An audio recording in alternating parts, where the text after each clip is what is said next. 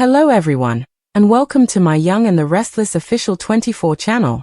I hope everyone is having a wonderful day. Before we begin, please hit the subscribe button and give this video a thumbs up. Carter is arrested, and Kane and Amanda exchange accusations. Kane foresaw that someone would attempt to eliminate him. However, young and restless Damien was the one who was drugged and ended up with a knife in his back last week. Was he the murderer's intended victim? Or did Lily's prospective lover become the unintentional victim of someone trying to get rid of Kane? Kane struggles for his freedom while Carter takes extreme measures in this week's teaser. But is the Iriade attempting to harm or save his boss? Make your own decision.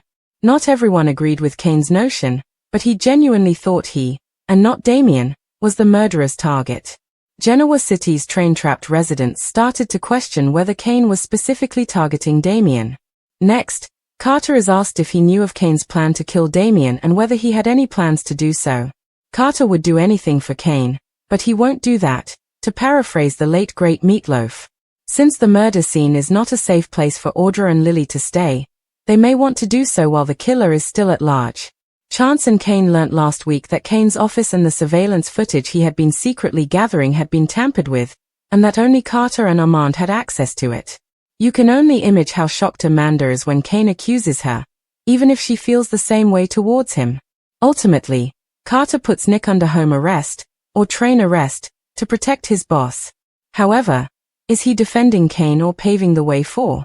Make it simpler to remove him? Naturally, curious minds want to know if Damien is truly dead or if this is all a part of a larger hoax. Victor gives Kane the command to release Sharon and Nick. Carter took Sharon and Nick to a filthy room. Nick requested Sharon's release. Sharon denied any involvement in Damien's passing. Later, Carter promised, they will eat a delectable dish. He secured the door. Nick shouted and banged on the door. A flashback in black and white showed Sharon locked in the room where Martin had imprisoned her. Returning to the present, she informed Nick that she would not allow him to be dragged away alone. People are aware that they have been taken away, Nick noted. He promised to keep Sharon safe. Nick was shocked that he had brought Sharon along on this escape. In an attempt to lighten the situation, Sharon quipped that Nick had made a small mistake in judgment. Sharon acknowledged that she wasn't as composed as she appeared. Nick knocked on the door once more. According to Sharon, being imprisoned alongside someone is preferable than being by yourself. Even Phyllis? Nick inquired. Yes, even Phyllis, Sharon said after hesitating. Sharon was informed by Nick that they had previously been locked in a room together.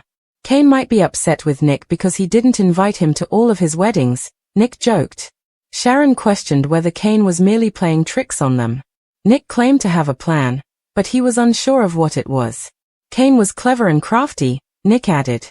Sharon concurred with Nick that their large social circle hasn't helped them deal with Kane. Nick implied that Kane had a grand scheme of some sort. According to Sharon, Kane was keeping them in order to obtain Chancellor Industries. Nick summarized Kane's activities, pointing out that he purchased Genoa City real estate. Nick tried to exit by hammering on the door once more. Sharon became anxious. Reminiscent of their bus ride across London with Christian, Faith, and Noah, Nick consoled Sharon. Sharon observed that Nick was in danger this time and that she was once more confined against her will. After Nick assured Sharon that nothing would happen to her, Sharon gave him a hug. While searching for Chance in a train cabin, a nervous Audra bumped into Victor. Victor urged her to stay. He wanted to know whether there had been any developments in her connection with Kyle and reminded her of their agreement. By telling Victor that Kane wanted to participate in the perfume competition with Audra and Kyle, Audra attempted to reassure him. Audra was asked by Victor why she hadn't sparked the fuse earlier. When Audra warned Victor that Kyle would believe he had the upper hand, she was expecting him to brag that he was on her. Audra assured Victor that he would receive his results. Michael then asked to speak with Victor since he had urgent news, interrupting them. Victor warned Audra that all bets were off if she didn't deliver by tonight. Michael joked that he would not inquire as to the nature of that. It's none of your business, joked Victor. Michael informed Victor that their current predicament outweighs their recent argument. Michael informed Victor that Nick and Sharon were placed under house arrest by Carter and an armed guard. Victor inquired as to Kane's location. He was curious as to whether Chance was aware of this.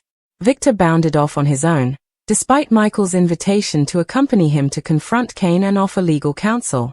Lauren then arrived, glad to see her hubby. Michael gave her an update on his encounter with Victor. "Victor has no idea what loyalty is," yelled an irate Lauren. Michael informed Lauren that Victor had gone to face Kane. Lauren questioned whether it was legal in France or anywhere else to keep Nick under house arrest. Michael remembered that Kane would need Michael to carry out his intentions. That must be the reason they were there, Lauren surmised. Michael questioned whether Nick's house detention was a component of a larger scheme. Kane wanted Chancellor Industries, Michael noted. When Chancellor had his empire, Lauren couldn't see why he was the big end game. According to Michael's theory, Chancellor Industries, Jill, and Colin are connected. Lauren pondered what the potential secret might be. Although Michael was unaware, he had a hunch that Kane's desire for Chancellor was more complex than first appeared. Lauren pointed out that if their child was in danger, other people would also become agitated, not just Victor. She questioned Michael about what he could do to secure Sharon and Nick's release. Michael claimed that until the police showed up, his hands were tied. Nikki discovered Kane after stumbling through the tangle of bushes. She questioned him about his security crew taking Nick. Kane defended Nick's imprisonment by claiming that it was advised by his staff and lawyer. Nikki insisted on the release of Nick and Sharon. Kane was scolded by Nikki, who claimed that Nick wouldn't have concealed the knife in his room if he wanted Kane dead. Nikki angrily told Kane that pursuing her children was a very different matter than pursuing her company. When the cops showed there and Kane produced proof that Nick was innocent, he promised Nikki that he would free Nick and Sharon. Kane was accused of setting Nick up by Nikki. "You have my son in captivity," Nikki yelled. She reminded Kane that he was treating Damien's death like a game and that he had separated everyone. Nikki questioned how Kane inherited his father's cruelty and evil. Kane requested that Nikki refrain from discussing Colin. "I don't want any of this to happen," he said. "Kane only values what he can get out of people," Nikki yelled. She inquired as to what he would like in return for her son's liberty. Victor broke off their argument. "Kane Ashby. See me," Victor yelled. Victor insisted on the release of Nick and his buddy Sharon. He claimed that Kane was unwilling to learn the consequences of non-compliance. Victor questioned Kane about if he was using Sharon and Nick as leverage to obtain Chancellor Industries. "I want to stay alive," Kane remarked. Victor blamed Nick and accused Kane of killing a man. Victor said, "Kane, you know he wouldn't come after you." After saying, "You have hell to pay if you don't release him," Carter cut them off and said something into Kane's ear. Kane left after apologizing. Then Victor got out as well. Jack and Diane told Kyle that Carter and a man who looked like he worked security were escorting Nick and Sharon away. Diane was relieved to see Kyle doing well. Kyle revealed that he exposed Audra's plot to deceive him. He claimed that after dropping the hammer, he must now ensure that she will never get better. Kyle told his parents that Audra had cheated on him. He told both his parents that he refused. According to Kyle, Audra pretended to be close to Damien by using his murder as a pretense. Diane questioned Audra's decision to jeopardize her relationship with Nate. According to Kyle, it's because she's disgusting. Jack questioned Kyle about why he didn't approach Diane and him for assistance. Kyle claimed to be knowledgeable. He was aware that Victor would not change his mind no matter what he or Claire did. Kyle claimed that what he did was necessary. "What did Kyle promise Victor?" Diane inquired. Kyle disclosed that he placed in writing his promise to Victor that he would give him $5 million and leave Genoa City if he ever damaged Claire. "I would never break Claire's heart," he added. Diane hypothesized that Victor tried to woo him by luring Audra in order to get him to break the agreement. Kyle couldn't understand Kane's belief that Nick wanted him dead. Kyle said, "This entire trip is crazy." Diane noted that when Victor learns that Kane abducted Nick, he will be incensed. Jack advised Kyle to avoid Victor. Victor had gone too far, according to Kyle, and it's important to not undervalue his rage. Carter then passed Jack, Diane, and Kyle. Following Carter, Victor went by them and informed Kyle that he didn't have time to speak with him. Jack advised Kyle to avoid Victor. Not for murder, but Kane is a suspect. Kane is the world's worst billionaire, according to the Young and the Restless. That estate would be filled with toys if we had that amount of moolah. Not only old-fashioned model railroads and mazes, either. We're discussing boats, jets, helicopters, And most likely a robot because, well, why not? Kane, though? While everyone else is wearing shorts and sundresses, he is dressed in cardigans.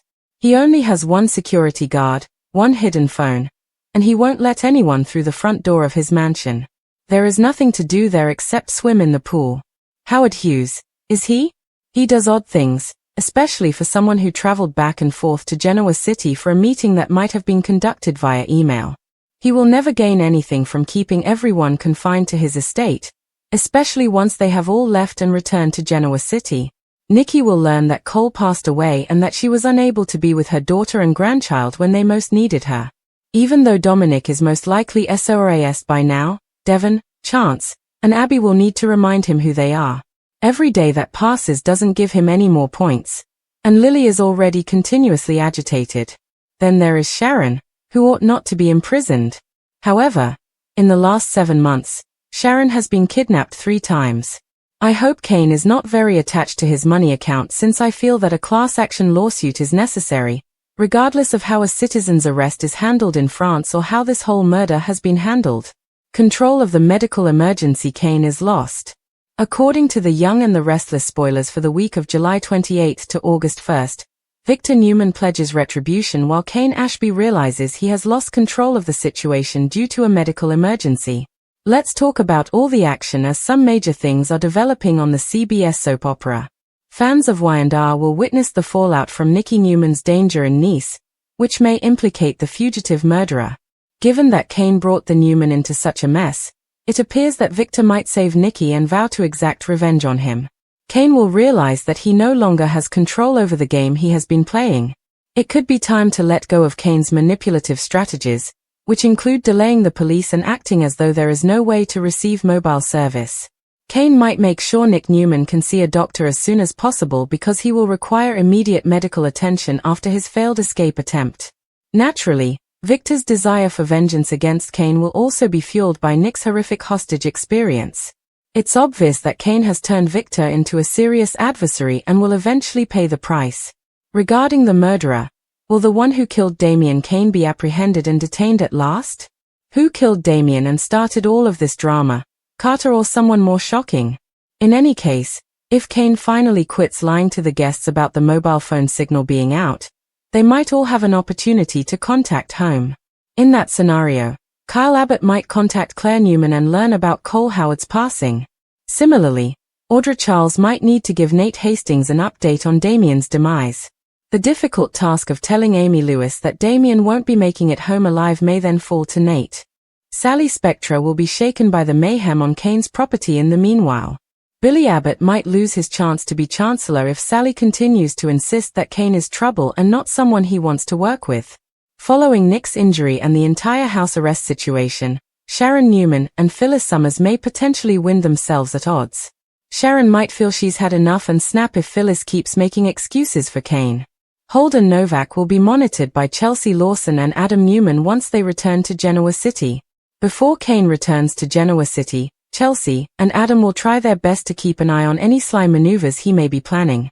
Kane Ashby, who predicted early on that he was the intended target, only for Damien to fall instead, finds himself entangled in a lethal web of secrets, betrayal, and hidden agendas in the high-stakes well of deceit and drama surrounding Damien's stunning death. The issue remains, was Damien an unintentional victim or the first player in a bigger, darker game as suspicion spreads among Genoa City's stranded elite, trapped on Kane's remote estate due to conveniently failed communications and a stalled investigation?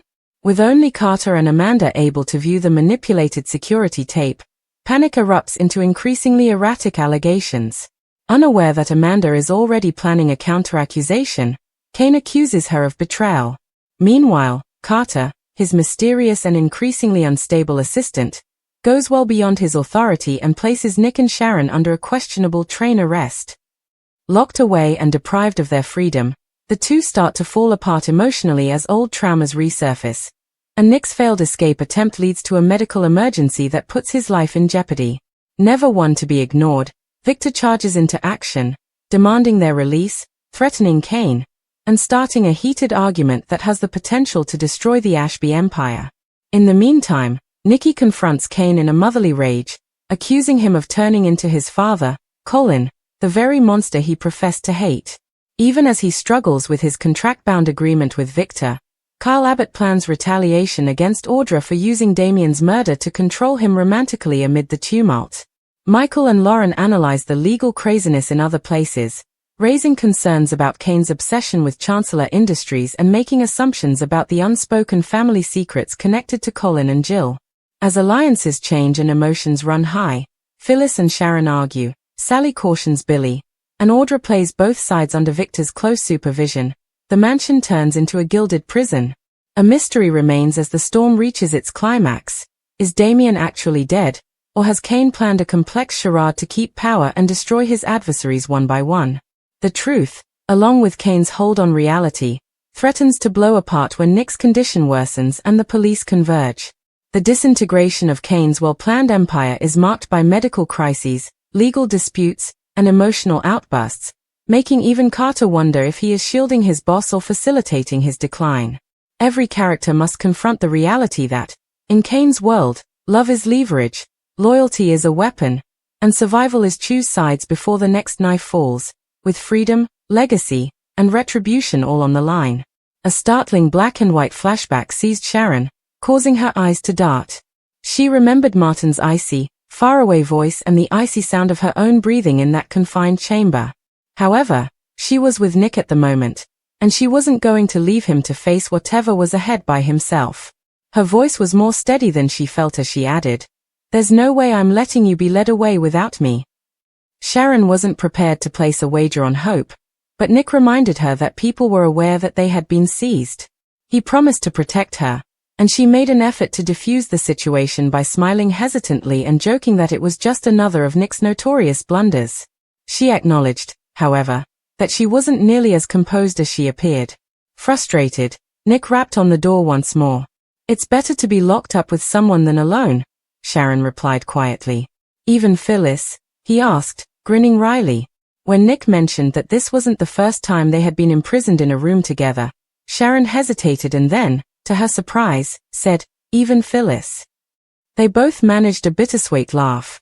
Kane might still be upset that he wasn't invited to all of Nick's weddings, he joked. But there was a deeper uneasiness beneath the humor. Sharon questioned out loud whether Kane was purposefully playing tricks on their thoughts. Nick concurred.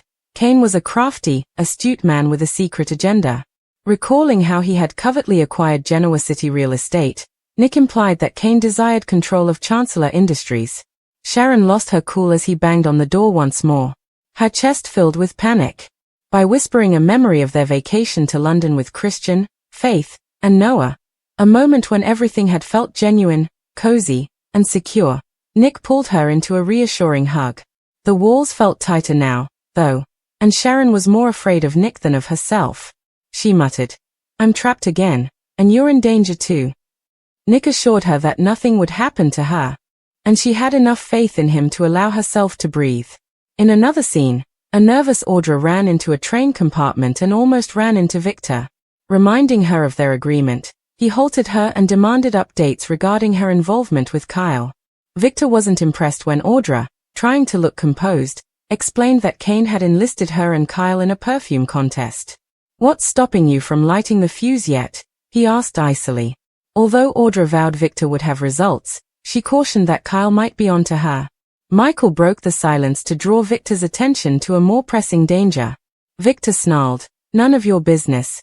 When questioned about the nature of the Audra transaction, Michael disclosed that Nick and Sharon had been placed under house arrest by Carter and an armed guard. Victor's face grew serious. "Where is Kane?" he insisted, disregarding Michael's recommendation to proceed with legal support.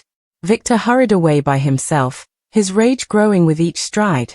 Lauren, meantime, discovered Michael and became enraged. Victor, she said, had no idea what loyalty was. Michael told her everything, even about Victor's intention to face Kane directly. The noose was tightening, alliances were breaking down, but one thing was certain, Sharon and Nick weren't going down without a fight. Lauren, frustrated, declared it couldn't be legal. Not in France, not anywhere. Like the lash of a whip, Victor Newman's voice broke through the quiet. It was low and authoritative, the kind of voice that only permitted obedience and not discussion. "You will release them." Now, his eyes, pierced by a lifetime of brutal choices and hidden secrets, challenged Cain Ashby to raise an objection. This moment was enmeshed in the shadows of the past and the implications of the present, so it seemed appropriate that the faint light of the Newman Ranch study flashed off the crystal decanter next to them, creating lengthy shadows on the wall. Cain paused, his mouth clenched, caught between survival and loyalty. He hadn't anticipated Victor being aware of the full scope of his actions, which included the fact that Nick and Sharon were being detained in an off-the-books facility using the very leverage Cain had secretly built up over the years. Victor, however, was always aware. The old man's empire was founded on knowledge, intimidation, and a profound, instinctive sense of timing rather than just financial savvy. And now the moment had come.